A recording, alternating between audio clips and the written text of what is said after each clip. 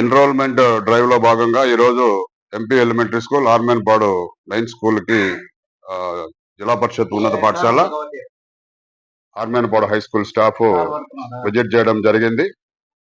ఈ పాఠశాల నుంచి 5 మంది విద్యార్థులు K Nandavardhan, T Lithish, K Venkataramanamma, A Akhila, S Avanthika, ఈ 5 మంది విద్యార్థులు ప్రమోట్ అయ్యి ఆర్మేన్పాడు హై స్కూల్లో చేరబోతున్నారు. ఆర్మేన్పాడు హై స్కూల్లో వీళ్ళకి చక్కటి చదువుకునేటటువంటి అవకాశాలన్నీ కూడా ఉన్నాయి.